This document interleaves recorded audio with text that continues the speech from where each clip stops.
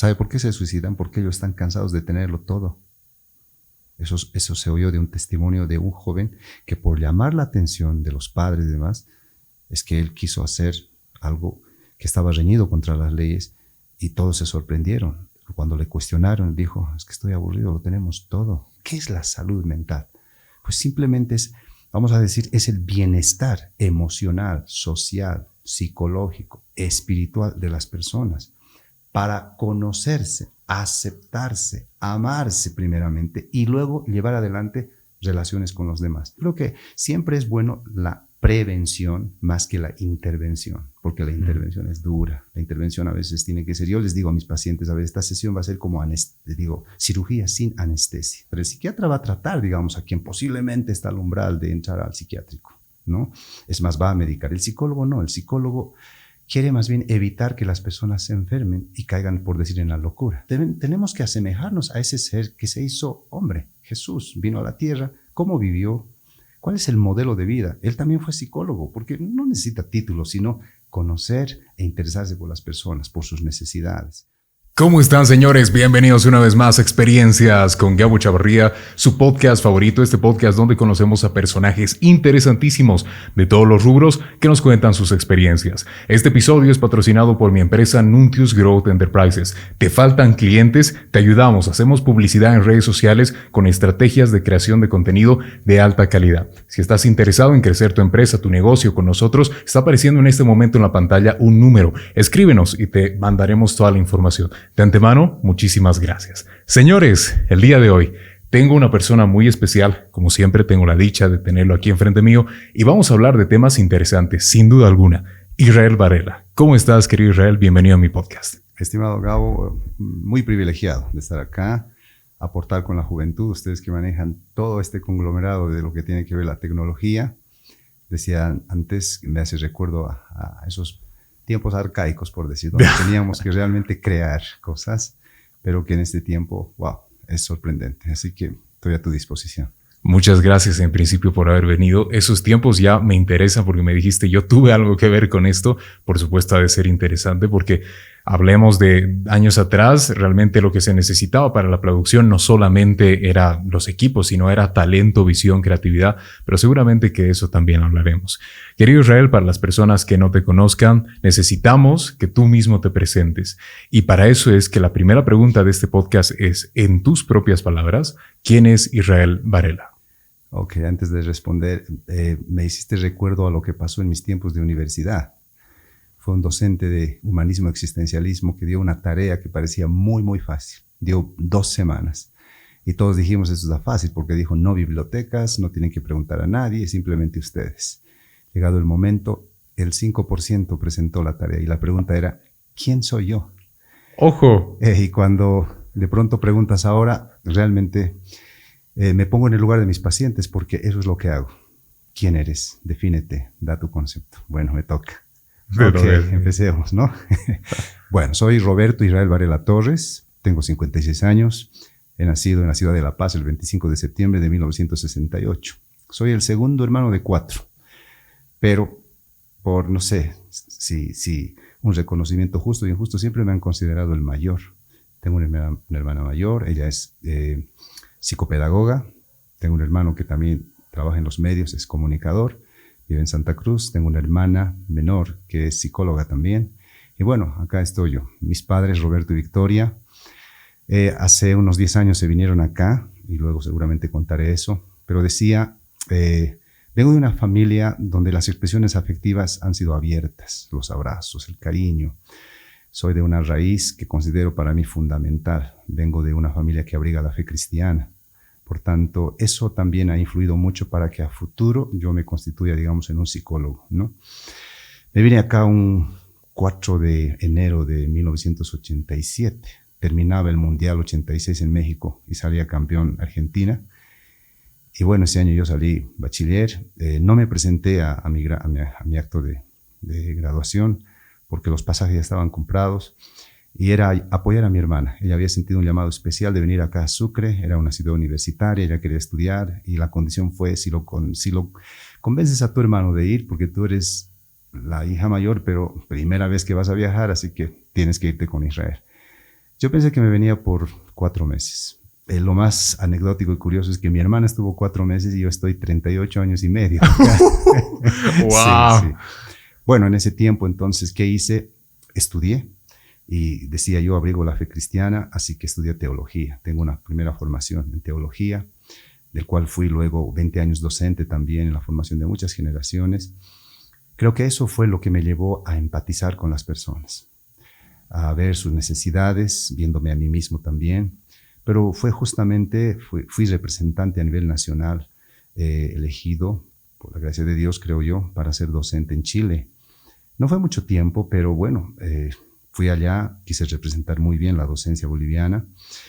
Y es en Chile cuando definitivamente muchos me dijeron, eres psicólogo, ¿no? Eres psicólogo, seguramente era por la forma de hablar y particularmente porque allá en Iquique, yo conozco buena parte de Chile, pero en Iquique conocí a una pareja que ellos solicitaban una ayuda, una orientación matrimonial y demás, por un problema que no voy a indicar necesariamente, pero les cayó tan bien la sesión terapéutica, si se quiere, que ellos dijeron, si no eres psicólogo, tienes que estudiar psicología. Entonces me vine acá, me vine a Bolivia con esa mentalidad y dije, bueno, acá vamos a estudiar, pero lo anecdótico debe ser porque ya papá también, en ese entonces, con trabajo, pues se fueron postergando los años. Así que, quién sabe, pude haber sido el de la primera promoción acá de la apertura de la carrera de psicología, ¿no? Porque yo recuerdo muy bien cómo empezó esto. Sin embargo, eso de al año, ¿no? O de pronto ya había pasado los exámenes de ingreso y decía, bueno, entonces al año. Fue un amigo. Yo perteneciendo a una institución a nivel nacional, formando parte de un directorio, estando en Cochabamba en pleno congreso, me llaman y me dicen, pásame tu título, dame tu carnet y demás. Y yo estoy ahí en la testera y no sabía, le digo, está en tal cajón, era de mucha confianza, él está en el escritorio, tal. Bueno, llego de unos días y él viene y me dice, aquí está, estás inscrito a la carrera de psicología. Y en sus palabras, por supuesto, me dijo, nunca más quiero que me hables de que quiero estudiar. Ahora no hay excusa. Se me pele. Yo ya era egresado, ya profesional, ya con trabajo, ya padre de familia. Decir, voy a volver a las aulas. Fue realmente muy, muy, muy emotivo por un lado, interesante también. Y bueno, pues lo anecdótico en parte fue que no era tan viejo tampoco, creo, pero todos me decían, ¿usted es el docente? Porque yo me iba así. En la mañana era docente y en la tarde me iba a clases. No había tiempo para cambiarse, ¿no? Entonces yo con el portafolio y demás, yo entraba a la clase y toda la bandada se entraba allá. Yo me sentaba en el primer asiento y decían, ¿y usted no es el docente? Y yo, no, yo también soy estudiante. Fui amigo desde, creo yo, director de carrera hasta el portero. Gracias a Dios, me llevé muy bien. Todavía tengo amigos. Pero creo que de 120 que ingresamos, recuerdo que creo que unos 6 hemos terminado la carrera. Sí. Tuve el privilegio. Me has preguntado quién soy yo. Hice una promesa a este amigo. Le dije, prometo que voy a egresar por excelencia. Y mi consigna era, no tengo tiempo que perder. La primera semana que ingresamos, el centro de estudiantes entra al curso, dice compañeros, y recuerdo bien algunas palabras, unas frases bien conocidas, ¿no? El gobierno paritario y otras, ¿no? Dice, vamos a entrar en huelga. A favor, creo que era de los docentes, no sé si ellos estaban pidiendo aumento salarial, algo así, ¿no? Entonces dice, por apellidos, ¿no? Yo soy B, de ventilabial, así que me iba a tocar al final, digamos, ¿no? De la A a la C, compañeros, huelga de hambre tal día, otros. Y bueno, como yo decía, yo me he venido a perder el tiempo. Además, yo estudié en una universidad con un convenio que es de Estados Unidos. No hay vacaciones, no hay feriados. La nota mínima era 75 y cuando ingreso a la carrera acá era 51. Y dije, honestamente me pareció muy accesible. Entonces, todo ello me llevó a decir, no, yo tengo que egresar por excelencia. No puedo bajar, digamos, la nota a la cual siempre he estado acostumbrado, el 75. Y otra anécdota. La mínima nota de excelencia en psicología era 75. Entonces, pareció fácil de alguna manera, o accesible más que fácil, pero siempre con mucho respeto a los docentes, ¿no? Traté de no asistir, me sentía vergüenza si no asistía a clases. Yo era parte de un directorio nacional, tenía que viajar a La Paz porque yo era secretario nacional, solo para una firma a veces tenía que viajar y pedía permiso, ¿no? a los docentes. Y en eso quería demostrar que realmente yo respeto a ellos. O sea, fue una experiencia muy hermosa. Creo que ni colegio, no hay otro lugar donde he extrañado tanto como estudiar con jóvenes compañeros en la universidad. Así que yo terminé y bueno, desde ahí ya comencé a fungir la carrera o la profesión como tal, que seguramente luego hablaré. Pero también soy padre de 4 hijos. Nicole, Jeremy, Stefano y Naomi, la pequeña. Mi hijo, el segundo vive en Brasil. Seguramente ellos van a querer saber de esto también, ¿no? Tengo mi hija que también ha estudiado psicología, la mayor. Tengo una hermana menor, que es casi la edad de mi hija, también es psicóloga. Y bueno, mis padres por años han sido pastores y ellos igual han atendido familias. Hasta el día de hoy lo siguen haciendo. No es tanto por imitar, pero algo siempre tiene que quedar, ¿no? Un legado de los padres y seguramente eso ha debido en uno, ¿qué te digo yo? De codificar y decir, yo quiero trabajar en esto. Así que dejé la docencia y me metí a trabajar en psicología, pero nadie me conocía como psicólogo. Nadie, absolutamente. Y justamente creo que le debo buena parte, me siento exitoso, a los micrófonos, porque fue un joven que me dice, licenciado, quiero invitarle a un programa de radio. Estamos de aniversario y, ¿sabe? Nosotros nos hacemos a los psicólogos. No simplemente subimos música, pero nos preguntan cosas, los jovencitos enamorados, y nosotros respondemos lo que podemos. En este aniversario hemos decidido invitar a un psicólogo. Que él responda, dice, se anima así en vivo, me dice. Y digo, ¿por qué no? Fui por una noche y me quedé 8 meses. 8 meses. 8 meses. Wow. 8 meses. Tu propio programa. Y ellos abrieron un espacio, ¿no? Un espacio, creo que les encantó porque era así. No había en ese tiempo Facebook, no había simplemente eran los Messenger, ¿no? Entonces di mi número celular y los mensajes llegaban. Entonces yo tenía la computadora y meta a responder, ¿no? Anotaba así un esquema y en vivo, ¿no? A responder, y a veces terminaba a 2 de la madrugada el programa. Sí. Y fueron 8 meses y nunca hice publicidad. Nunca. No tengo un letrero. Sí tengo mi logotipo y demás, pero ahí donde tengo el consultorio no lo tengo allá, porque creo que son los pacientes los que se han encargado hasta el día de hoy de ser quienes envían, ¿no? A través de la recomendación que me compromete, por supuesto. Pero ¿a dónde voy? Terminan los 8 meses, ellos querían más, pero yo tenía trabajo, etcétera, ¿no? Y fue desde ese momento que los mensajes y solicitudes llegaban. Y yo dije, yo soy una persona de fe, y dije, Dios mío, qué increíble, tú me habías llevado a un lugar, porque apenas estaba incursionando en lo que era la psicología, nadie me conocía. Y desde ahí, la gente simplemente llamaba y citaba, y ahí empecé. Y bueno, seguramente hasta el día de hoy y hasta el día de la muerte, yo creo que vamos a seguir trabajando con ellos. ¿Qué más puedo decirte? Que hoy soy gerente de una consultoría psicológica y atención terapéutica integral, denominada Psyche-Body o Psyche-Body, que quiere decir el alma humana, y Vare de mi apellido, ¿no? Una abreviación. Bueno, no tengo que hacer publicidad y no he venido a eso, sino que disfruto realmente de esto. ¿Por qué? Porque no fue en mi adolescencia, digamos, el qué quiero ser, sino fue en un momento cuando dije, ya sé lo que quiero ser y lo que me falta. He logrado muchas cosas, pero creo que es un tiempo de hacer un viraje y quiero trabajar persona a persona.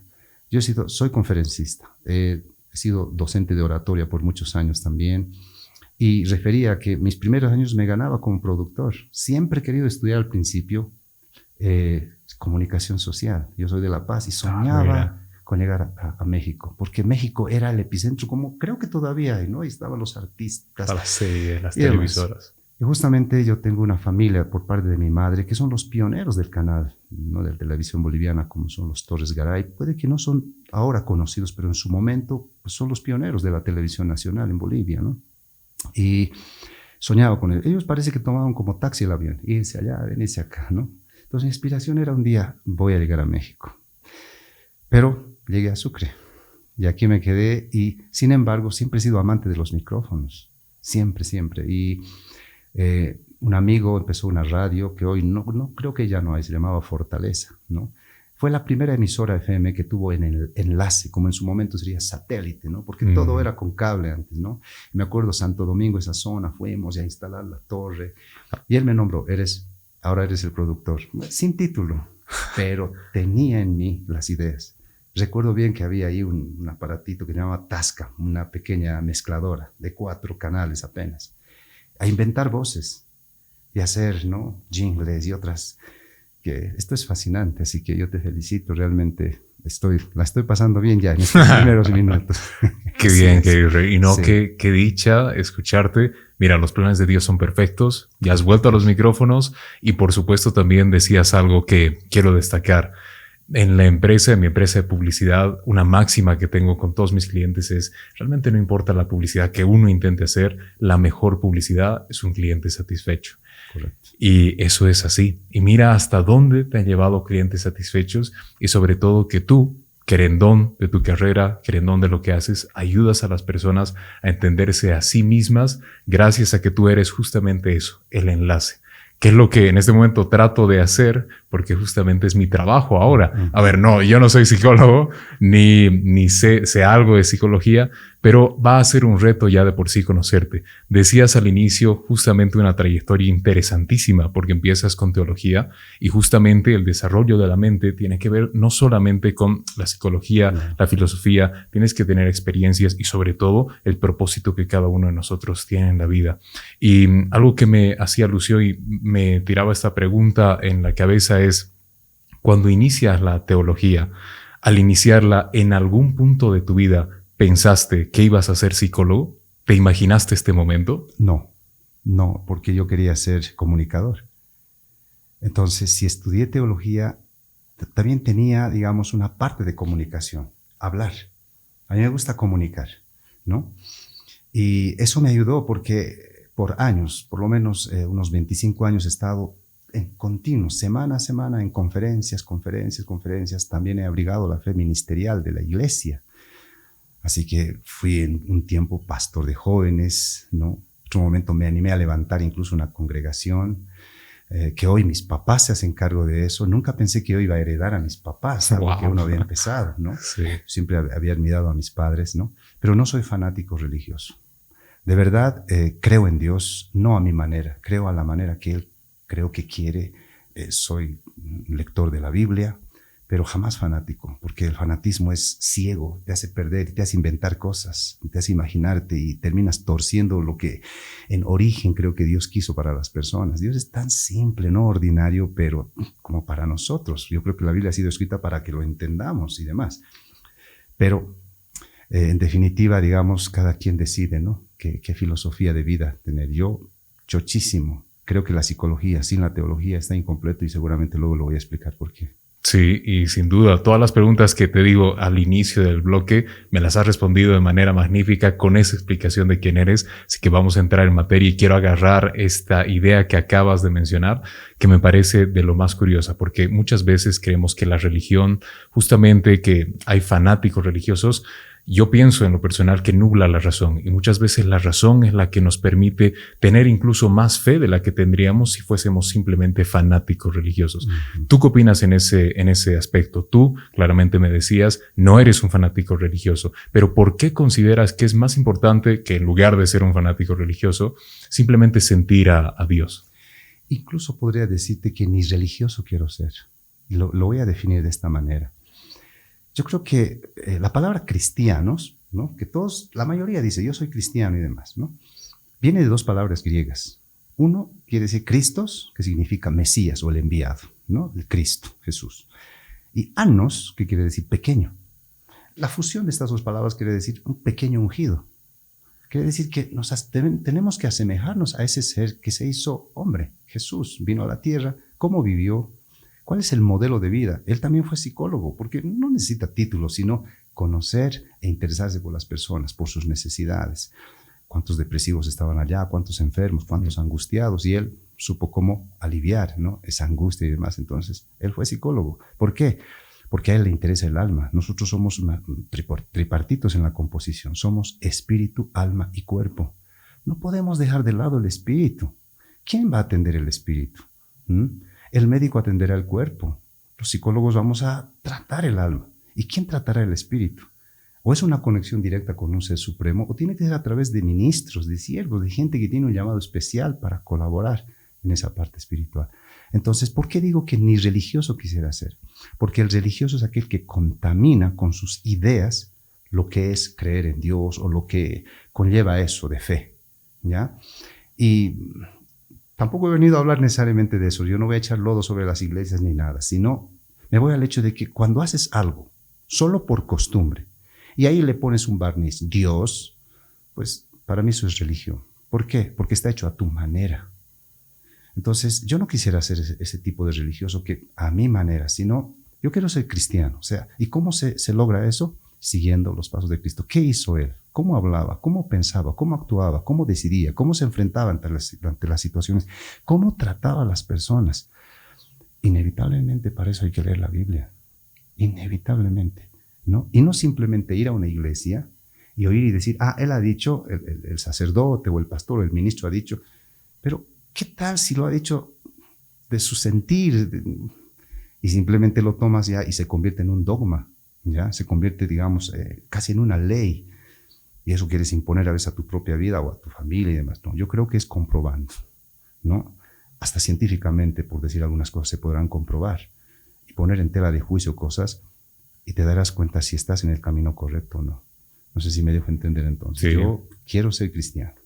Me considero cristiano, pero soy humano, así que debo tener mis falencias. Claro, como todos. Y me parece que algo que sin duda se dice en la Biblia, tú que la has leído, se habla de negocios. Todo el tiempo Jesús habla sobre dinero y además de esto sobre cómo administrar empresas y negocios. Y esto a veces a mi parecer igual que las religiones, como que trata de verse simplemente apaciguado el tema, tratando de alejarlo, cuando es algo del día a día, porque al final mediante los negocios no solo se maneja dinero, sino que se ayuda a las personas. Uh-huh.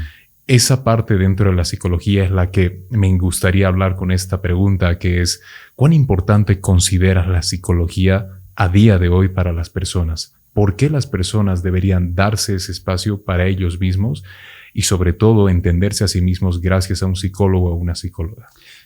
Excelente tu pregunta. Porque somos personas vivientes, somos almas vivientes. No voy a decir lo primero, pero entre muchas cosas, una de nuestras prioridades es velar por nuestra alma. La palabra psicología viene de psique, y psique en griego quiere decir alma. Entonces, eso de que yo no necesito psicólogo, no estoy loco, es no tener una cabal información. Esa es una información distorsionada, ¿no? Que podemos confundir con un psiquiatra. El psiquiatra va a tratar, digamos, a quien posiblemente está al umbral de entrar al psiquiátrico, ¿no? Es más, va a medicar. El psicólogo no, el psicólogo quiere más bien evitar que las personas se enfermen y caigan, por decir, en la locura, ¿no? Entonces, en ese sentido, yo creo que así como necesitamos, mira, tu computadora le entra virus y si tú no sabes manejarlo, llevas a un técnico o un coche al mecánico. El alma, donde están los sentimientos, los pensamientos, el comportamiento, la actitud, o sea, todo tu yo, todo tu ser, tú necesitas regularmente hacer un mantenimiento. Y aquí hay un detalle, se conoce la ventana de Johari. Y dentro de la ventana de Johari, que son la fusión de dos apellidos, Johnson y Harrison, ellos dicen que tenemos 4 ventanas para conocernos. Número 1, la ventana pública. La ventana pública es donde todos te conocen y tú te conoces, ¿ya? Ejemplo, ¿no? Saben que Gabo es creador de contenidos. No lo tienes que esconder. Tú también sabes que eres creador de contenidos. Bien. Pero hay otra ventana, la ventana de lo escondido. Lo escondido de pronto puede ser en el hecho de yo sé, los demás no saben. Es tu derecho. Estoy enamorado de 2. De 3. ¿Verdad? ¿No? No vas a decir fácilmente. O tienes otra que podrías contar, pero es tu derecho. Dices, bien. Pero hay otra ventana, la ventana del punto ciego. Y el punto ciego dice, tú no te conoces, los demás te conocen. ¿Qué significa? ¿Cómo? Gabo, ¿sabes? Te enojas muy fácilmente. Y tú respondes, ¿yo? ¿Qué te pasa? ¿No? Es que los demás vemos. Y le pregunto a Mario, a Juana, y yo te digo incluso, pregúntale a ver a tus padres. Y un día preguntas, mamá, a ver, ¿soy una persona paciente o me enojo? Bueno, hijito, a veces te enojas muy fácil. Es tu punto ciego, no te ves. No te das cuenta, ¿no? No te das cuenta. Entonces ese punto ciego nos ayuda a conocernos. El psicólogo está para ayudar en ese punto ciego. Que las personas creen que se conocen, pero no. Porque estamos compuestos de otros dos áreas importantes en la vida, el consciente y el inconsciente. El consciente, pregunto, ¿qué te llamas? Gabriel, ¿verdad? Gabriel, sí. Bueno, más conocido como Gabo Chavarría. ¿no? Creador de contenido. Sabes, no tengo que preguntar cuántos años tienes. No dices cuántos años. Salud natural, 24. ¿Verdad? Si este momento te digo, ¿te acuerdas tu primera novia y la primera vez que diste un beso? ¿Dónde fue? ¿Cómo estabas vestido? ¿Qué hora era? ¿Qué minuto? Uy, ya me empiezo a perder ahí. ¿Verdad? Pero esa información lo tiene tu inconsciente. Si yo te pregunto este momento, ¿te acuerdas cómo empezaste a dar tus primeros pasos? ¿Te acuerdas cómo naciste? ¿Te acuerdas cómo estuviste dentro del vientre de tu madre? No, pero rechazos dentro del vientre materno, nacimientos con sufrimiento fetal, incluso no buena elaboración y gestión del destete y otros, a futuro pueden afectar e ignoramos porque no somos conscientes. Sin embargo, nuestro inconsciente nos hace dar cuenta de nuestro comportamiento. Yo tuve un paciente, te daba la mano, te mojaba la mano. Ojo. Y él decía, por favor ayúdeme, ¿por qué transpiro tanto? Él no sabía. Entonces, el punto ciego es donde vamos a trabajar los psicólogos para poder extrapolar de esa parte que se llama en términos aeronáuticos la caja negra. Cuando hay un siniestro de una nave, ¿verdad? Uh-huh. ¿Qué buscamos? La caja negra, que es color naranja, curiosamente, pero le llaman caja negra. ¿Qué vamos a descubrir ahí? Si fue falla mecánica, eléctrica. La caja negra está en el inconsciente, el punto ciego. Y necesitamos, pues, tú me preguntaste, ¿es necesario? Yo, claro que sí, no lo sabemos todo. Lo más triste, nada sería que no sabes de la tecnología, que no sepas de tu propia vida, tu propia historia. ¿Por qué actúas de esta manera? ¿Por qué eres celoso? ¿Por qué todo el tiempo repites lo mismo y lo mismo y lo mismo y no cambias, no cambias? Ah, es que hay una información en el inconsciente que el psicólogo quiere ayudar, si tú le permites.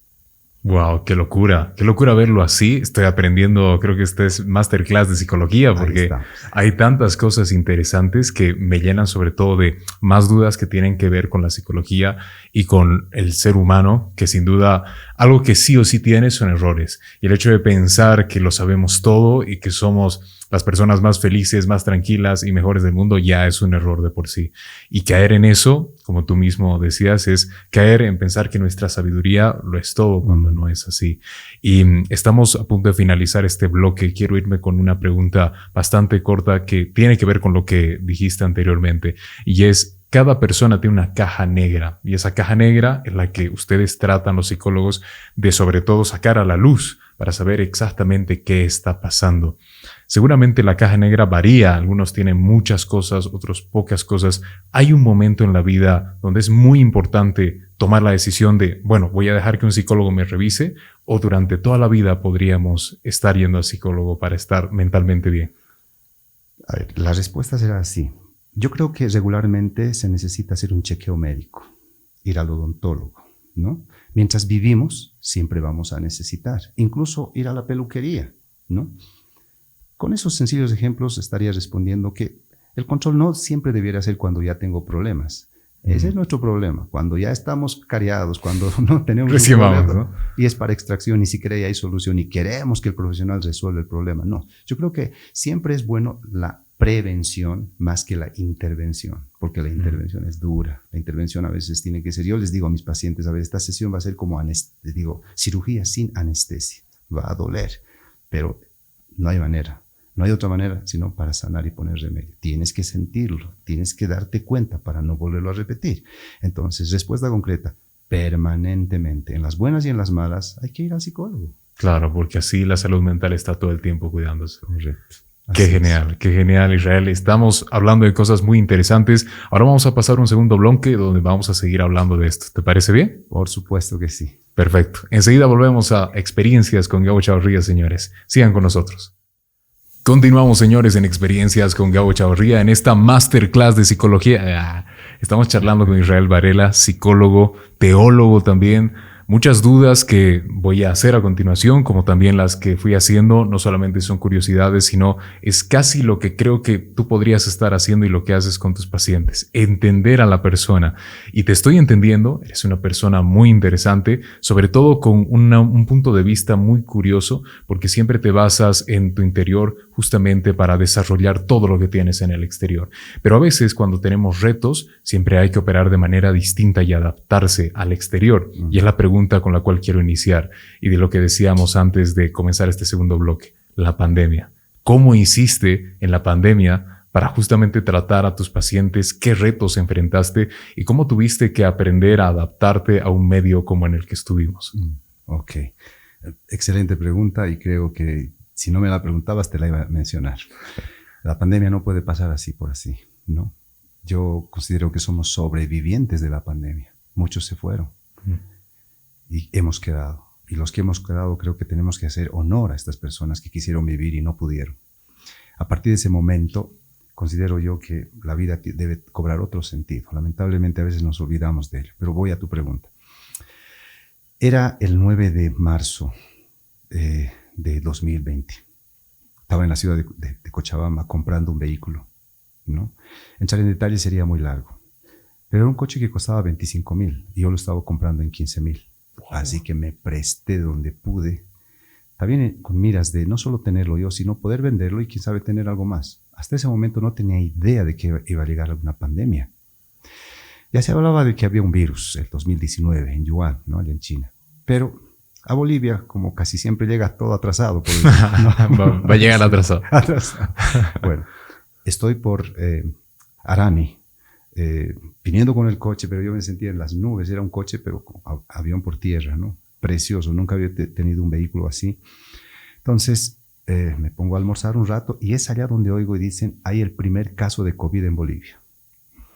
Era nuevo, o sea, no le hemos tomado tanta seriedad, no sabíamos del todo. Decían que es una mujer boliviana que vivía en España, que se está viniendo a morir en Bolivia. Entonces decían, qué maldita esta mujer, ¿cómo ¿para se qué va a viene? venir, verdad? Ciérrenle la frontera. ¿No? Sí, me acuerdo. Bueno, entonces yo me vengo y 3 días después se declara la pandemia. La presidenta Áñez entonces dice pandemia parcial. Solo podíamos estar hasta las 5 de la tarde. Yo vivía en plena Avenida del Maestro, un edificio al frente casi del Tribunal Constitucional. Solo faltaba que haya tanques ahí, porque no sé si era por el resguardo justamente de las instalaciones del tribunal, pero los militares subían y bajaban. Bueno, no había problema de cumplir el horario, pero había un problema en mí, que luego ya me di cuenta que podía ser un problema, y era que había quedado yo con 700 bolivianos, ¿no? Dijo, cuarentena parcial 15 días. Yo iba a gastar 200 bolivianos, por decir. Entonces me alcanza, ¿no? Tranquilo estaba ya. Solo que anecdóticamente también no pude manejar el coche 10 meses. 10 meses. Claro, porque entonces había que manejar con permiso, ¿verdad? Claro. Nadie manejaba, así que el coche estaba ahí. Bueno, el detalle es que cumplí con lo que habían establecido, pero luego ni siquiera terminó los 15 días y ya se decretó la cuarentena total. ¿Qué era? Que solo podía salir con la terminación de tu carnet. A mí me tocaba el día miércoles. Bueno, para ese tiempo, pues ya decían que los barbijos se habían acabado por todo lado, no había en las farmacias, no podíamos salir cualquier rato. ¿Qué hice yo?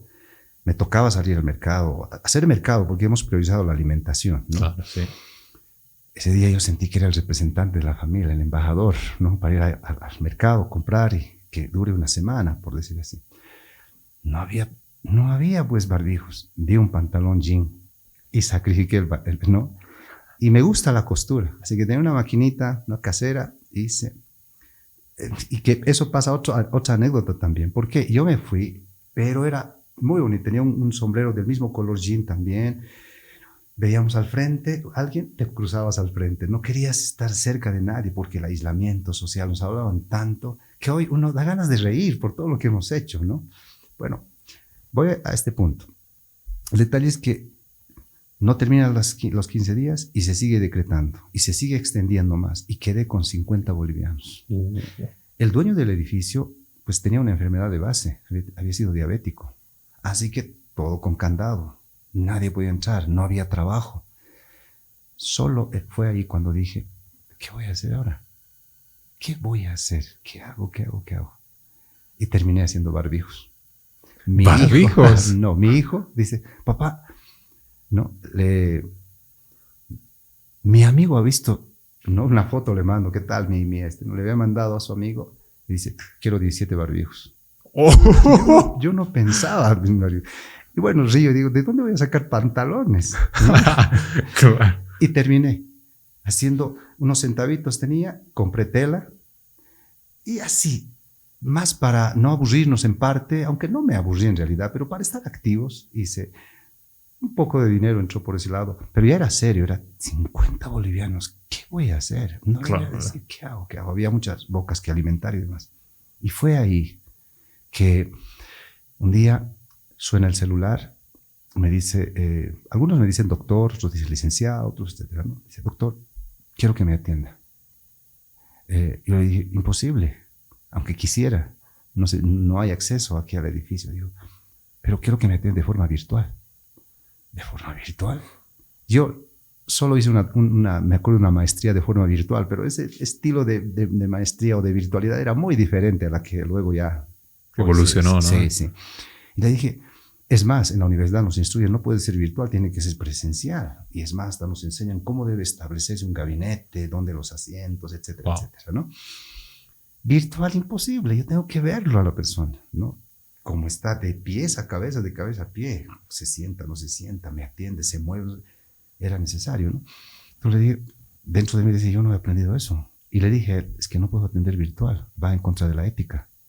Por favor, atiéndame. Nunca he hecho virtual, nunca. Yo le enseño. ¿Cómo? ¡Ah, caramba! Y no, además le dije, ¿cómo voy a hacer virtual? Y fue de la primera persona que oí el término Zoom. Yo siempre el Zoom conocía como el lente, ¿no? Lo que claro, sí, todo. Zoom le dice, y no sabe manejar la aplicación Zoom. Me dice, no, pero yo le enseño. Y él creo que ya vivía en Chile. Entonces es imposible que él venga incluso. Y me manda un enlace. Nunca le pagué a él los cursos, pero él me enseñó, me dijo, y una vez que nos conectamos, yo le dije, sabe, yo tengo formación pedagógica. Las terapias que yo hago son pedagógicas, porque mi concepto es, en tanto mi paciente entienda bien su problema, se va a animar a enfrentar y a resolver su problema. Porque la ignorancia nos hace perder, nos esclaviza. Entonces le dije, sabe, yo preparo diapositivas, pero el Zoom sirve para todo. Yo le enseño, y me enseñó. Wow. Aprendí rápido. Estaba fascinadísimo, ¿ya? Y entramos en contacto con él, y luego me dice, ¿y tiene cuenta bancaria? Dije, sí, por ahí le voy a pagar. Pero no tenía que dar un paso a la calle, ya tenía un paciente, ¿no? Él tuvo psicólogos en Chile, porque él ha vivido en Chile también.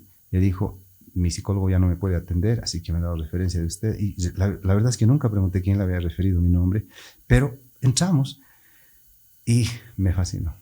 ¿Sabe? Él me dijo, ¿me puede atender todos los días? Yo dije, ¿estás dispuesto a pagar todos los días? Sí, no hay problema. Prácticamente él me salvó la pandemia. Wow. Tanto así, ahora, no solo él, ¿no? Sino que comencé a hacer, ¿no? Y terminé haciendo un curso de especialidad en lo que es psicología digital.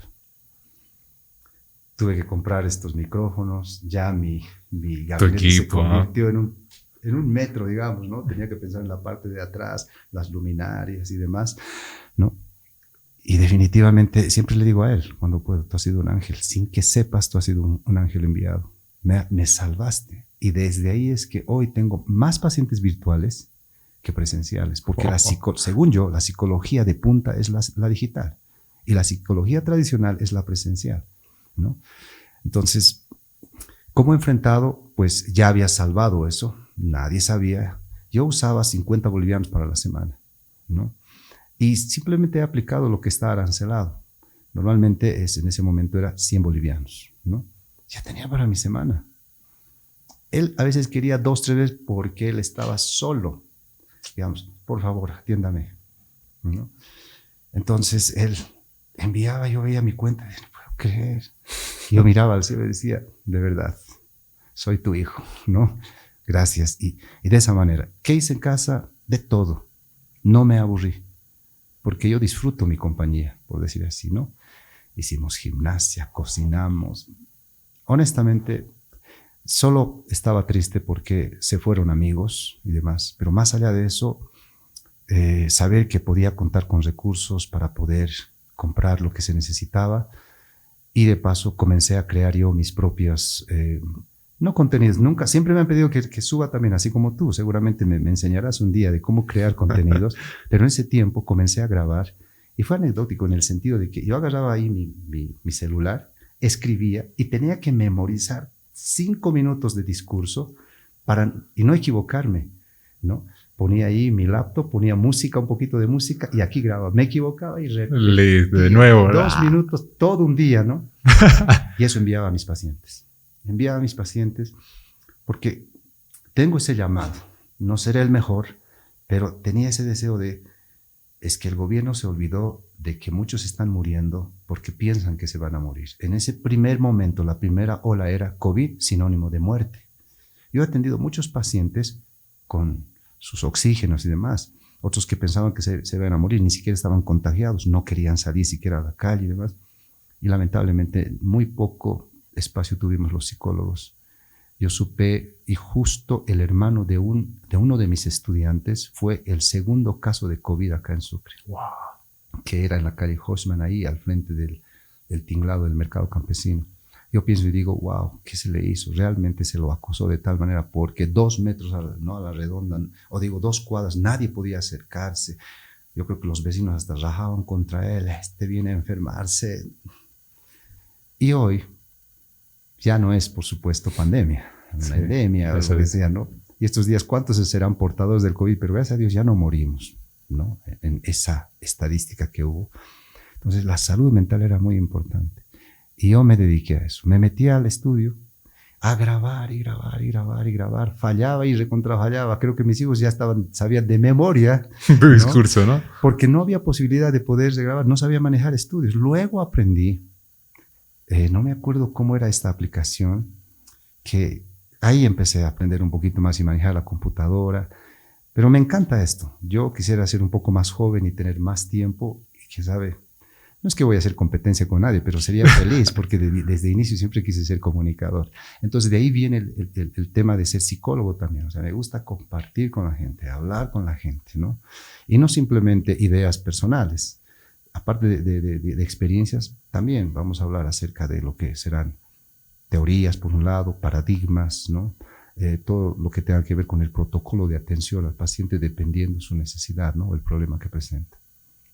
Wow, qué locura. Yo como computador estoy procesando todo lo que me contaste porque es admirable. Cómo con 50 bolivianos de la nada tu mundo dio una vuelta de cabeza y me hace recuerdo una cita de la Biblia que dice, ¿por qué se preocupan qué comerán o qué vestirán? Si al final no es Dios quien da de comer a los pájaros, ustedes no son más que ellos, hombres de poca fe. Mira. Y a veces la vida es así. En el momento en el que más necesitamos las cosas, ahí es cuando llegan porque son obras de Dios. Sí, definitivamente. Y qué lindo, qué linda cita que has tocado. Gracias, sí. Y ha sido la historia impresionante porque tiene mucho que ver también con el desarrollo mental de la psicología y toco este segundo punto, que es la psicología se ha desarrollado alrededor de todo lo que ve el hombre en el día a día y cómo su mente también inflexiona en cada uno de sus puntos. Tú mencionabas que los psicólogos no tuvieron un espacio adecuado en la pandemia. Estoy totalmente de acuerdo porque incluso lo que nosotros controlamos con la mente podemos hacerlo realidad en nuestra vida y eso es justamente lo que, para bien o para mal, determina la vida de las personas. A día de hoy, gracias a Dios, ya no hay una pandemia, pero hay muchas personas que incluso con sus pensamientos se infligen enfermedades, negatividad. Ahí va mi pregunta. ¿Es cierto que la mente es así de poderosa para definir nuestra vida, haciéndola miserable o haciéndola exitosa? Así de poderosa es, mira, y cómo los psicólogos de alguna manera podemos influir también en las personas, porque trabajamos en el alma, en la mente. Yo te digo este momento, no pienses en un ratón blanco. Ajá. Y por mucho que te repita y te diga, no pienses, lo que voy a lograr es más bien que pienses. Ratón negro. ¿Verdad? Sí. Entonces, la mente es tan frágil que definitivamente va a manejar nuestro comportamiento, nuestros pensamientos. ¿Por qué? Y ahí viene una pregunta. ¿Qué es la salud mental, por decir, ¿no? ¿Qué es la salud mental? Pues simplemente es, vamos a decir, es el bienestar emocional, social, psicológico, espiritual de las personas para conocerse, aceptarse, amarse primeramente y luego llevar adelante relaciones con los demás, aceptándolos, apreciándolos, valorándolos, ¿no? Entonces, ¿por qué hay suicidios? ¿Y por qué hay personas que se levantan desde las cenizas? ¿Por qué aquellos que de pronto, digamos, están para algunos al ocaso de su vida, 50, 60 años, y quieren entrar a estudiar a la universidad? Y otros que ni siquiera han terminado bachiller quieren morirse. es que tiene que ser la mente. Si yo creo que soy pobre, por muchas oportunidades que tenga, mi mente es de pobre. Y si soy pobre realmente, pero tengo una mentalidad optimista y digo, no, yo voy a ser millonario, definitivamente así será. Es poderosísima, muy poderosísima, de tal manera que sirve para conquistar corazones, como para esclavizar, para adoctrinarlos, como para poder amedrentar. Y todo es mental, no ha tenido que pasar nada. Y si yo te digo que tú puedes, y te lo repito de muchas maneras, tú vas a salir de acá imbuido y dirás, puedo. Pero sí, como tuve a una modelo hace años como paciente, me sorprendió porque ella dijo, mírame por favor, ¿por qué soy tan fea? ¿Una modelo? Sí. ¿Por qué soy tan fea? ¿Por qué soy tan fea? Y yo no puedo decir no digas que estás fea, porque ese momento cortaría la realidad de esa persona. Entonces yo permito que digan. Lo único que no aceptaría es que se peleen en ese momento si viene una pareja, pero si entre ellos se discuten aquello, yo observo. El psicólogo tiene que observar tal cual está sucediendo. Ahí es sin maquillaje. Entonces es desde allá donde yo puedo colaborar, etcétera, etcétera, ¿no? Entonces ella dijo, ¿por qué soy tan fea? Y bueno, le dije, ¿y por qué dices que eres fea? Porque si no fuera fea, mi esposo no me hubiera engañado por aquello, por esto, o todo el tiempo no me estaría repitiendo que soy fea, soy fea, soy fea. Ella no era fea. Y nadie tiene el derecho, ¿por qué se ha atribuido, no sé quién, para decir, esta es bonita y esta es fea? Claro. Esta es la pareja, hacen pareja, ¿no? Es que son estereotipos. Entonces, tiene que ver con la mente. Con la mente. Así es. Qué poder impresionante. Y que lo hayas puesto así tiene que ver mucho con la realidad que vivimos hoy. Y te iba a hacer esta duda con relación a la ansiedad, porque muchas veces las personas por la ansiedad comienzan a tomar decisiones dejándose llevar por cosas que ni siquiera han ocurrido o que probablemente ni siquiera ocurran. Y en el estoicismo hay algo muy interesante que se aborda, que es ¿por qué preocuparte por cosas que no dependen de ti? Si al final lo único que depende de ti es tu comportamiento tú mismo. Excelente lo que has mencionado. Estamos sufriendo por lo que no tenemos y no disfrutamos lo que tenemos. Envidiamos siempre aquello que el otro incluso lo quiere, lo desprecia, que para nosotros parece riqueza, pero no nos damos cuenta, ¿qué digo yo? La riqueza en verdad que nosotros tenemos. Has hecho una cita realmente poderosísima y muy verdadera, ¿no? Creo que la gente tiene que visitar al psicólogo para aprender eso, para darse cuenta de eso. Y aquí hay algo bien importante, si me permites mencionar. Sí. Yo le digo a mis pacientes, y yo me ratifico en lo que digo, para mí el 80% del éxito de una terapia es que la persona se dé cuenta de su problema. La mayoría viene sabiendo su problema y cuenta. Estoy deprimido, estoy ansioso, ¿sabe? Me frustro mucho, ¿por qué sufro de celo, digamos? ¿No? O estoy en duelo, sabe, pero no se da cuenta. Un ejemplo te doy. Viene una pareja y ahí el esposo me dice, yo sé lo que usted me va a decir. Yo sé cuál es la solución para mi problema. Entonces es como decir que no necesitaba el psicólogo si él ya sabía, ¿no? Y él repitió una y otra vez. Le dijo, mujer, yo sé lo que me va a decir, yo sé. Y bueno, tanto repitió, le dije, yo quisiera saber qué le voy a decir, ¿no? Primero, yo sé que soy infiel. Yo sé que usted me va a decir, deja de ser infiel y vas a resolver tu problema.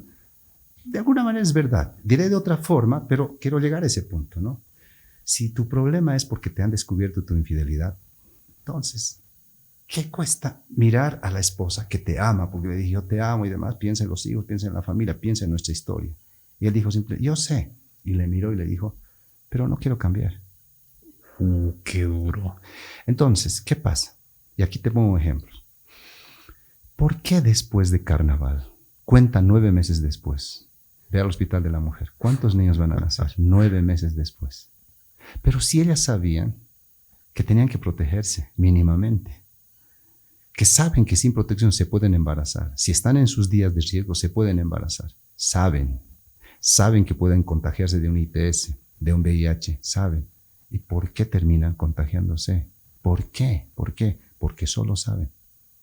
¿Cuál es la diferencia de saber y darse cuenta? Saber Pareciera que uno tiene conciencia. No tiene conciencia, solo sabe. Darse cuenta es hacer conciencia. Decir, estoy en mis días de riesgo. Me voy a contagiar o me voy a embarazar. Corro el riesgo. Digo no. Eso es darse cuenta. Ese señor no se daba cuenta, solo sabía que era infiel. Entonces es importante.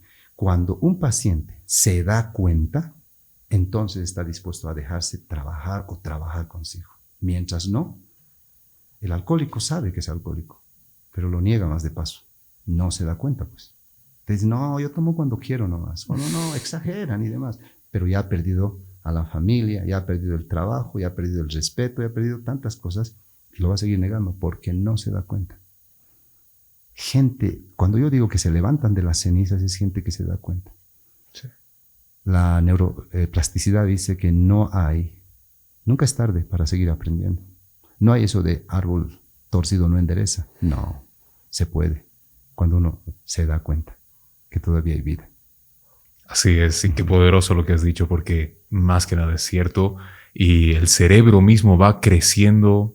Hay un libro de Joe Dispenza que es Deja de ser tú, que habla acerca de la tecnología cerebral que tenemos y cómo nosotros mismos nos vamos construyendo a nosotros mismos. Y si queremos cambiar, tenemos que darnos cuenta de quiénes éramos y quiénes queremos ser.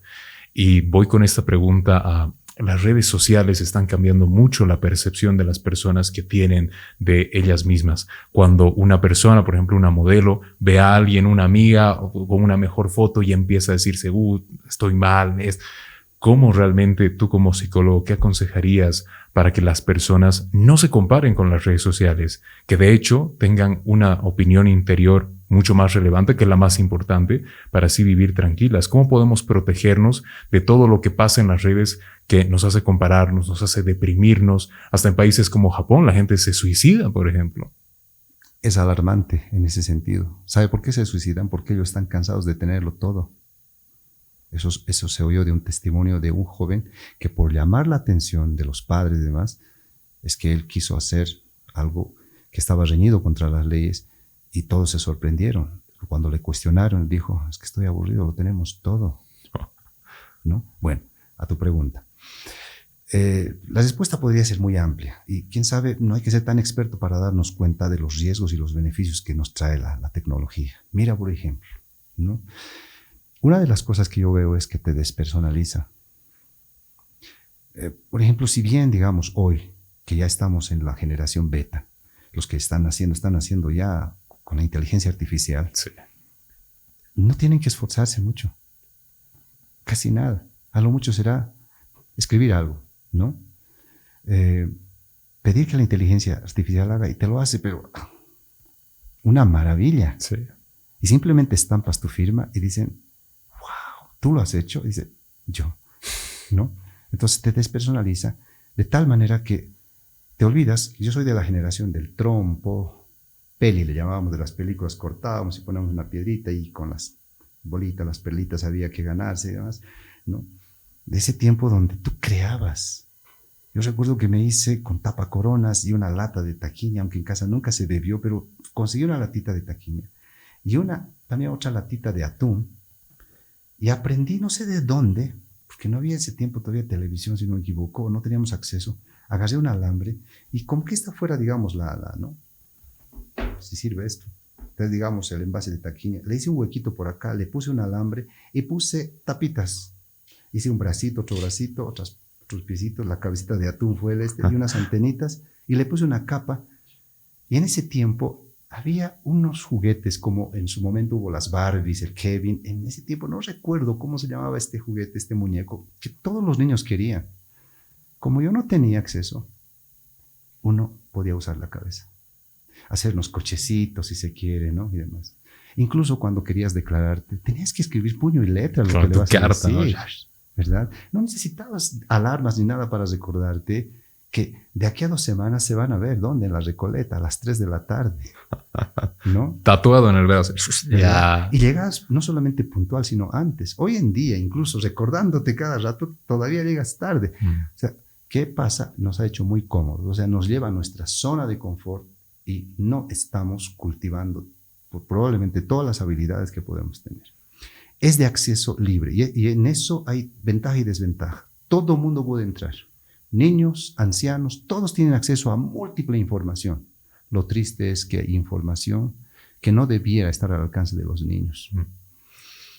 Estamos hablando de suicidios, sí. Estamos hablando de alcoholismo precoz, drogadicción precoz, promiscuidad precoz. ¿Y eso por qué? Porque hay contenidos que le llegan a nuestros niños.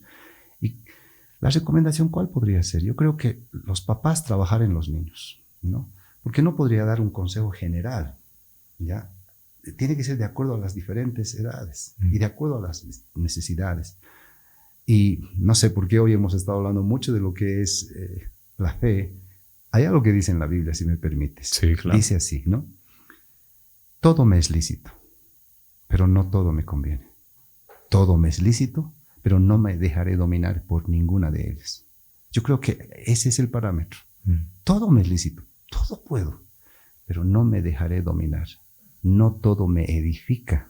Entonces, las personas necesitan, especialmente si los adultos no damos ejemplo, de pronto estamos, no sé, frente al televisor o aquello, le hemos dado a los niños esto para que se distraigan. Lamentablemente es así.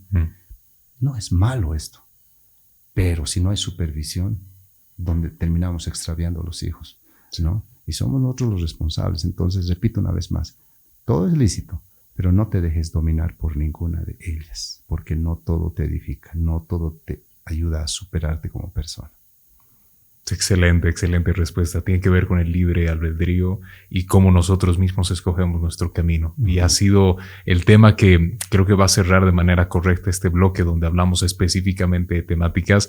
Y en el siguiente bloque en el que vamos a abordar ahora es un bloque muy interesante porque quizás alguna de estas dudas por ahí es que tú te fijas específicamente como psicólogo para conocer a tus pacientes. En este caso te las voy a hacer. Es un bloque mental donde tratamos de que las personas se abran para conocer mentalmente, también en base a sus respuestas y sus conductas. ¿Te parece bien si abordamos eso? Perfecto. Creo que va a estar muy interesante. Así va a ser, querido Israel. Gracias, señores. Seguimos con Experiencias con Gabo Chavarría. Volvemos, señores, Experiencias con Gabo Chavarría. En esta ocasión, charlando con Israel Varela, estamos en el tercer bloque y vamos a hablar de cosas duras. Este es un examen, querido Israel. Okay. La primera pregunta, ¿cuándo fue la fecha de independencia? Ahí nos fuimos. Ahí nos fuimos. Eso no es mental. No. En este bloque, querido Israel, te voy a hacer preguntas mentales. Te decía en el anterior, es probable que alguna de ellas tenga que ver. Sería genial porque así tú mismo testificarías que son preguntas que tienen que ver con la mentalidad. En esta temporada del podcast queremos averiguar un poco más de los invitados y muchas veces no solamente contando sus experiencias ellos, sino conociendo sus respuestas. ¿Qué es lo que dicen detrás de lo que creen? Y en este bloque te voy a hacer un par de preguntas interesantes que van a ayudar a que pueda identificar tu mentalidad. ¿Te parece? Muy bien. Vamos a comenzar con la primera. ¿Cuál dirías que es tu propósito en esta vida? ¿Por qué has venido a este mundo? Muy bien. Bueno, ya a esta edad y habiendo dado pasos creo que importantes y a una edad clave darme cuenta qué es lo que quería también, quiero todavía, con el permiso de las personas, conocer su mundo, empatizar con ellas y darme cuenta que tengo un propósito de vida que es la vocación de servicio. De poder compartirles en parte mi experiencia, aunque como psicólogo yo no doy un criterio personal, sino un criterio profesional. No soy consejero, soy terapeuta. Así que ninguno de mis pacientes es mi amigo. El momento que es mi amigo, ahí se disuelve el contrato, por decir, de la relación terapeuta-paciente. Entonces, mi propósito de vida es, ¿no?, a través de lo que un término en japonés es el ikigai, ¿no?, que de verdad los jóvenes debieran conocer y estudiar de esto. ¿Cuál es tu profesión, tu pasión, ¿no? ¿Cuál tu misión y cuál fue la otra, ¿no? Pero de todos modos, entre ellas, yo tengo muy claro cuál es mi pasión, cuál es mi misión, y mi misión es, quiero servir a la gente, ¿no? Con lo que he estudiado, con lo que creo que puedo hacer, no solo para sentirme importante, que creo que, no voy a decir que está en último lugar, pero realmente mi prioridad es el bienestar de las personas, ¿no? Cuando veo a un paciente, y este es el desafío que yo les hago a los pacientes, digo, de tu primera a la segunda sesión tiene que haber un cambio de mentalidad. Recuerdo que alguien vino y dijo, yo estoy al borde del suicidio. En realidad tengo ideaciones suicidas porque terminé una relación. Se le hizo la valoración, presentaba un tipo de trastorno para ese tiempo, y cuando ya le hice la propuesta terapéutica, que es también ahí viene la misión, le dije, tiene que haber cambio de tu primera a la siguiente sesión. Y había programado 10 sesiones. Y él me dijo, en 10 sesiones me va a cambiar usted. Yo dije, yo no te voy a cambiar, vas a cambiar. Porque has venido para eso. No es gratis, para empezar, y tienes que aprender a valorarte. ¿Qué es terapia? Simplemente es diálogo personal, reencontrarse con uno mismo, lograr introspección, amarse, ¿no? Valorarse y demás. A la 7ª sesión, él ya quería terminar su proceso terapéutico. Wow.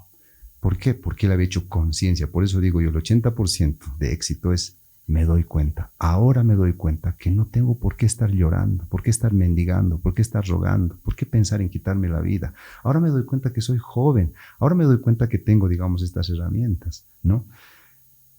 Por ahí va mi propósito. Pero ofrecer un servicio integral. Yo, por si acaso, no evangelizo. Para algunos que, quién sabe, vendrán. Yo no evangelizo, yo no cobraría por hablar de Dios. Yo hablo de Dios cuando el paciente, como ya me ha pasado con varios, que me dicen, le pago lo que usted me pida, siempre y cuando usted me saque de este problema.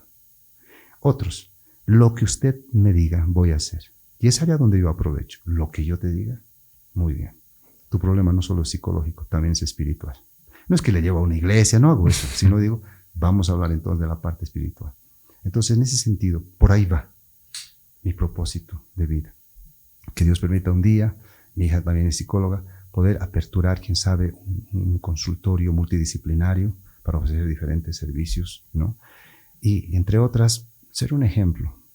Probablemente me he equivocado en la vida. Y los que me conocen saben qué errores he podido tener, pero también he sabido levantarme. Y esos errores me han ayudado a comprender a mis pacientes. Y aquí viene algo, por ejemplo. Un día llega un paciente, 7 de la mañana era su cita, y me dice, doctor, su coche lo había dejado abierto, ¿no? Y yo digo, gracias. Pero en ese momento digo, yo nunca dejo el coche abierto. Entonces le digo, pasa por favor. Mientras está pasando, voy y digo, ¿qué ha pasado? Y veo ahí el coche. Al instante dije, ojalá no hayan sacado el cerebro. Eso es lo que me vino. Porque hay gente que se dedica a eso. Veo la máscara, la carcasa del tablero habían sacado, sí se veía. Yo ese momento dije, no, pero mi paciente está ahí, estamos empezando, él paga, él está viniendo a su terapia. Ese momento dije, después me ocupo de esto, lo cerré bien, no habían forzado más bien, no sé cómo abrirían. El tema es que lo cierro, desde la ventana se podía ver el coche, el techo por lo menos, ¿no? Paso ese momento, le digo, Gabo, bienvenido. Estás en tu sesión y te felicito. Me encanta tu puntualidad. Si hay algo que marcamos también en terapia es la puntualidad, porque uno tarda unos minutos, no tiene interés. Con eso está demostrando que no tiene interés. Cuando estás enamorado no llegas a la hora, llegas antes. Antes. ¿Verdad? Sí. Lo mismo tiene que pasar en la terapia. Si estás realmente decidido a cambiar, tienes que estar a la hora. Entonces le dije eso, legado, muy bien, empecemos. Muy bien, hoy vamos a tratar de esto. Al principio estaba pensando, ¿no? El cerebro, espero, ¿no? Así. Habrá durado un par de minutos, pero he hecho que no se note para nada. Simplemente dije, gracias, descuido, ¿no? Así, disimulé a mi paciente. Luego entramos, él nunca se dio cuenta, pero ¿sabe algo pasó? Comencé a hablarle, le dije, ¿no? Por decir Gabo, ¿no? Gabo, en la vida todo tiene solución. Te pase lo que te pase. Mira, esto, ¿no? Me di cuenta que me estaba hablando a mí. Sí. Y esa es una bendición del psicólogo. Porque ¿cuántos pacientes me han salvado el día? Me han ayudado y me han hecho dar cuenta de algo que yo posiblemente como ser humano, porque antes que ser psicólogo soy persona, a veces uno puede haber pasado mal en la casa y llega, no puedes estar ahí descargando con los pacientes, sí, ¿no? Y un paciente, ¿no? Te cuenta su problema y es tu problema y ese momento dices, ¿qué hago ahora? Justo. Simple la pregunta, y eso lo aprendí en oratoria también, ¿no? Me dice, ¿qué puedo hacer, doctor, con esto? Digo, ¿en qué has pensado? Bueno, dice, usted se va a reír de mí, yo he pensado en esto, aquello.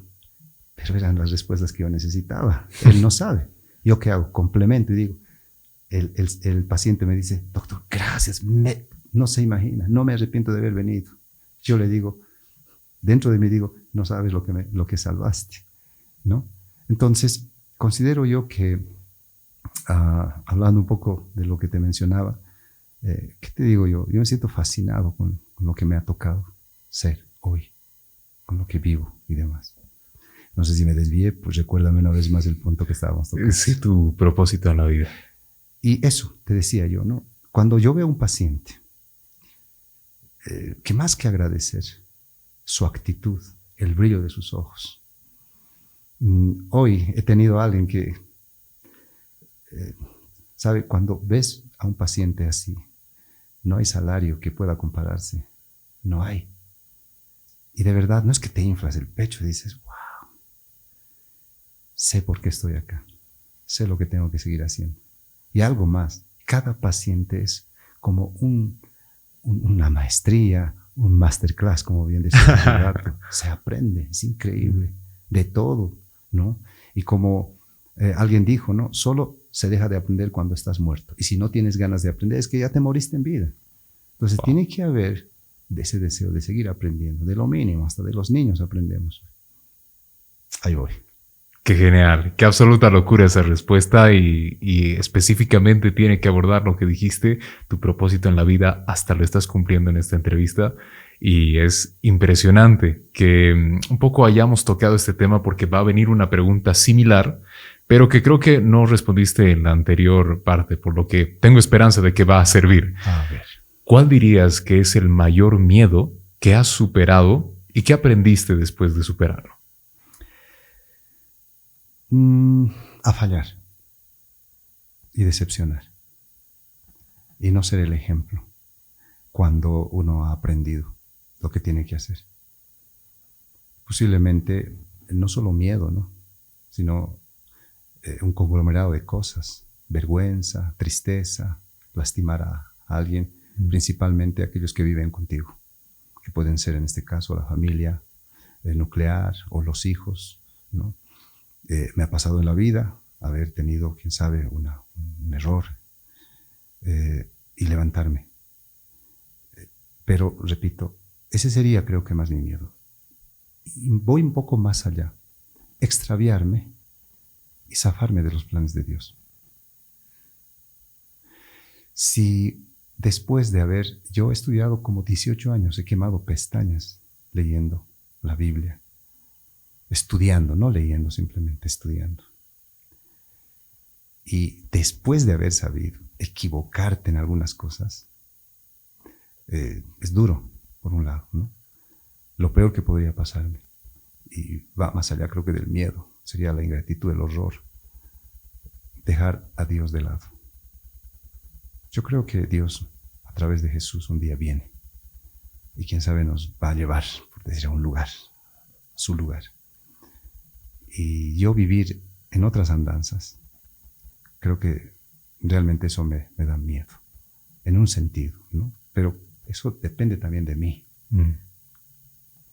Exactamente, muy bien, muy buena perspectiva y claro que tiene que ver con lo que me mencionabas, de hecho en la primera parte, con un poco quién eres, que es alguien que está en construcción todo el tiempo, gracias a lo que aprende con sus pacientes, pero eso te hace cada día más fuerte y puedes ayudar aún mejor y a más gente, por lo que tiene muchísimo valor. Y vamos a abordar esta tercera, que es, ¿qué es lo que menos y lo que más te gusta de ti? Lo que menos me gusta y lo que más me gusta. ¿Y lo que más te gusta? Mi temperamento. El temperamento es lo que... Voy a explicar, ¿no? Soy introvertido como persona, y creo que no dije, soy una persona muy introvertida. Me he hecho un autoanálisis y bueno, no solamente ya en la universidad, ya incluso. Me inclino más a ser una persona melancólica. Y el melancólico es introspectivo, reflexivo, pero introvertido. Al ser introvertido, reprimes y a veces te envenenas. También soy una persona muy detallista, muy perfeccionista, que a veces puedo terminar cansando a otros por querer hacerlo casi perfecto, aunque creo que no lo hago perfecto, pero insisto. He trabajado mucho, desde los 10 años he sido músico, ¿no? Y he enseñado, me he ganado la vida unos años enseñando a tocar instrumentos, ¿no? Y formamos un grupo, especialmente un grupo femenino. Yo creo que por ser mujeres, creo yo, han sabido soportarme, porque los varones me hubieran de una patada, quién sabe, porque repetíamos una canción 2 meses por horas, que eso estuvo mal. Aprendí a desarrollar un oído creo que muy, ¿no? Muy fino. Sí. No, el platillo estuvo mal, no. Aquí en el bombo, no. El bajo, creo que no hiciste bien este rasgueo, o el teclado, y así, ¿no? No constante. Entonces, por un lado, me gusta porque me ayuda.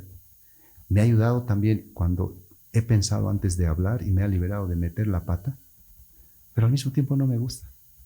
¿Por qué? Porque me priva. Era adolescente y estaba enamorado de una jovencita. Por tímido me ganaron otros, no uno. Otros. Y ese otro no la merecía, como uno dice, ¿no? Porque era un picaflor. Yo me consideraba, yo la trataría tan bien, pero mi timidez, esa introversión. Entonces siempre digo, mi mayor virtud y al mismo tiempo mi mayor defecto puede ser tu el temperamento. ¿No? El carácter lo puedo cambiar, pero el temperamento es genético y demás. Así. Quién sabe, podría darte más respuestas, pero esta es la que viene, de verdad. Y qué loco que eres el primero hasta ahora en responder que la misma cosa sea lo que menos y lo que más. Y eso es la realidad, o sea, eso es cierto, porque muchas veces no podemos controlar nuestros defectos, pero dicen por ahí que los defectos son nuestras virtudes cuando tenemos la ocasión de llevarlos a cabo. Uh-huh. Y así es. Excelente, querido Israel. Ya estamos a punto de acabar estas mentales. Aquí viene, ¿cuál ha sido la lección más importante que has aprendido hasta ahora en tu vida, que alguien te haya enseñado, que la vida te haya enseñado, que Dios te haya enseñado? Y si nos la puedes compartir. Y que cuando puedes fallar, cuando puedes caer, si te das cuenta, también te puedes levantar.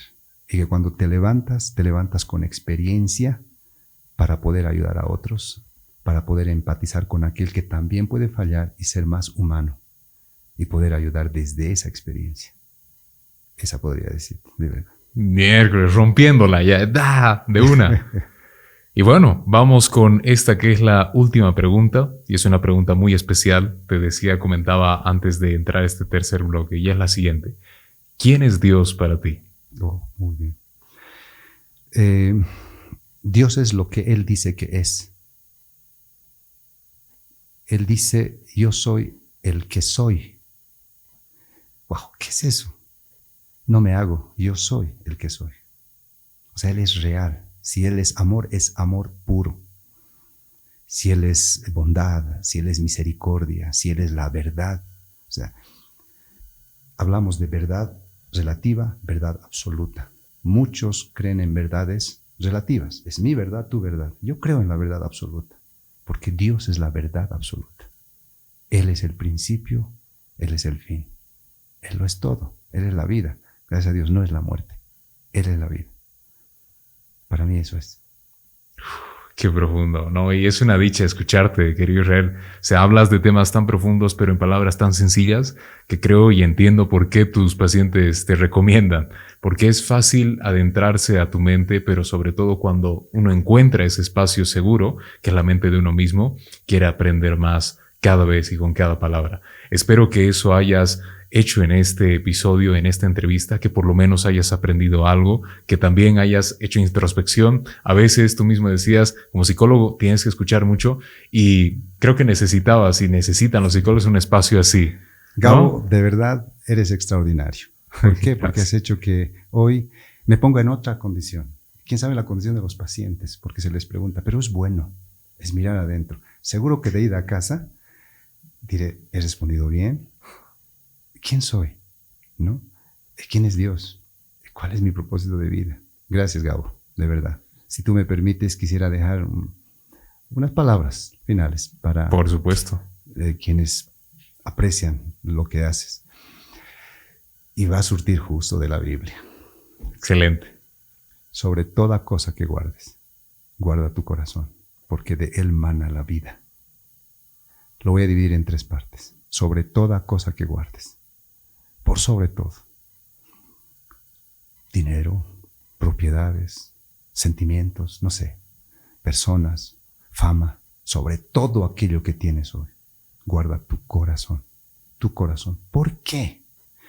Porque en el corazón están los sentimientos, los pensamientos, el comportamiento, las ilusiones, la experiencia.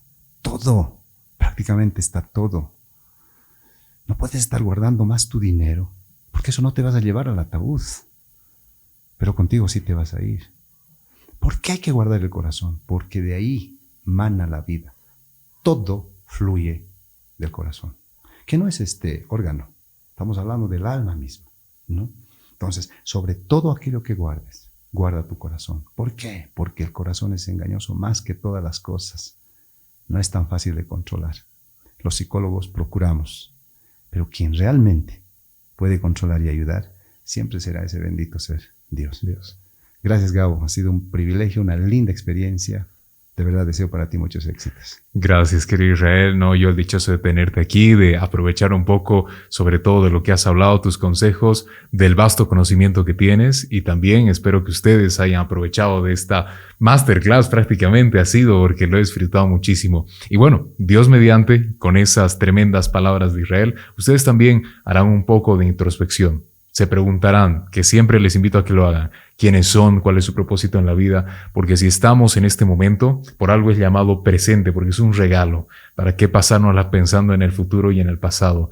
Que piensen ustedes también este regalo que les ha dado Dios y puedan aprovechar la vida al máximo. Como he tratado también que sea este espacio de mostrar este pedacito de tu vida, querido Israel, a las personas que están viendo este podcast. Dios mediante, nos veremos en una siguiente ocasión. Dios mediante, en un siguiente episodio. Chao, bendiciones, que vaya muy bien, se cuidan.